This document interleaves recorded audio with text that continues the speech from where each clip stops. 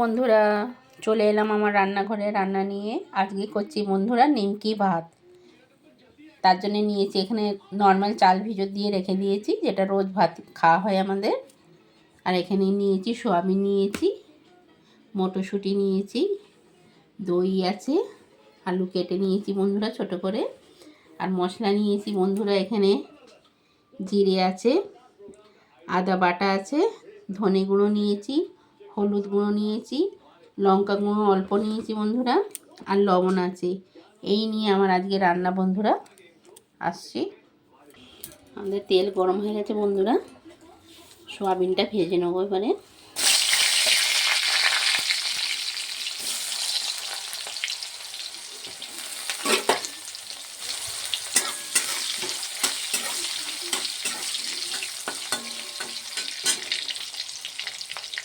Soybean আর আলু একসঙ্গে ভেজে নেবো।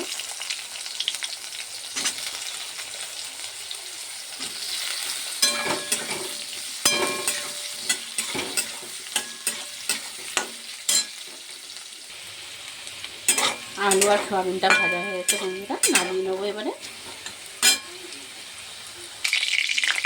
দুটো তেজপাতা দিলাম বন্ধুরা, এই জিরেটা দেবো।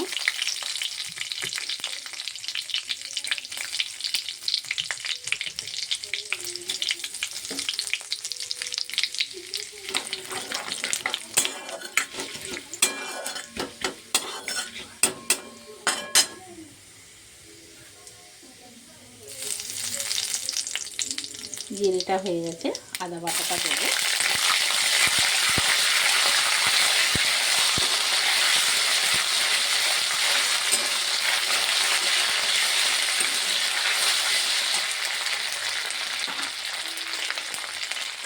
আমি আলুটা খেয়ে দেবো। মশলাটা ভাজা হয়ে গেছে, আদা জিরেটা। আর এখানে জল বসিয়েছি বন্ধুরা প্রেসারে। এবারে হলুদ লঙ্কা ধনেটা দিয়ে দেবো, লবণটা দিয়ে দিলাম বন্ধুরা, স্বাদ মতন দেবেন।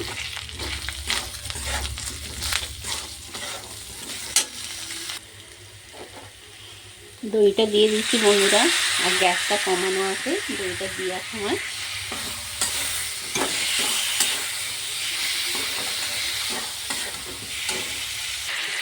চালটা দিয়ে দিলাম বন্ধুরা এবারে।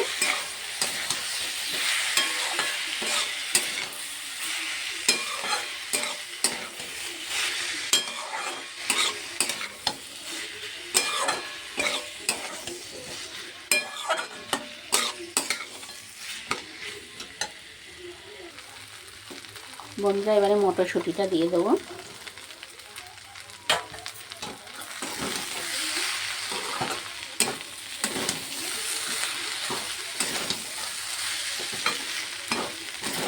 এই রান্নাটা আমাদের দিল্লিতে অনেক খায়, শীতকালেতে মটরশুঁটি দিয়ে নিমকি ভাত করে, ফুলকপিও দেয়,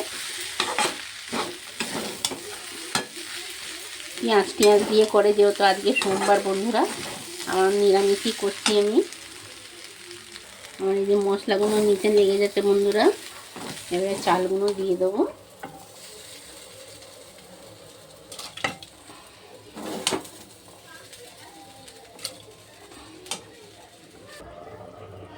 নিমকি ভাতটা আমার ফুটে গেছে বন্ধুরা, এতে একটু গোলমরিচ গুঁড়ো দিয়ে দেবো। গোটা গোলমরিচ দেয়, আমার ছিল না বলে গুঁড়োটা দিয়ে দিলাম।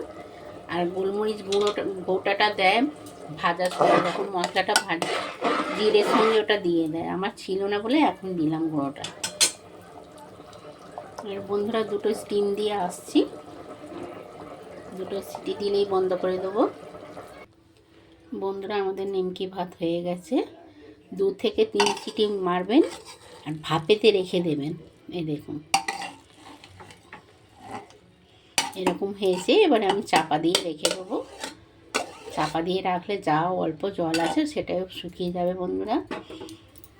এটা আপনারা ভাত এটা খেতে পারেন, আপনারা দই দিয়ে, আচার দিয়ে, রায়তা দিয়ে এটা খাওয়া যায়। ভিডিওটা ভালো লাগলে বন্ধুরা লাইক কমেন্ট করে দেবেন, পাশে থাকবেন বন্ধুরা। আপনারা লাইক কমেন্ট করলে আমি একটু এগোতে পারবো। আসছি বন্ধুরা এবারে